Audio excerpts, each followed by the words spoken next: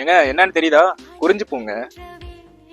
உண்மையாலுமே 12 வருஷத்துக்கு ஒரு தடவை பூக்கக்கூடிய பூவு, அதுவும் எங்க நீலகிரில எங்க மண்ணில் இந்த மாதிரி ஒரு பூ பூத்து செம்மையா இருக்குங்க. உண்மையாலுமே நான் ரொம்ப டிலே பண்ணிட்டேன் இந்த இடத்துக்கு வர்றதுக்கு.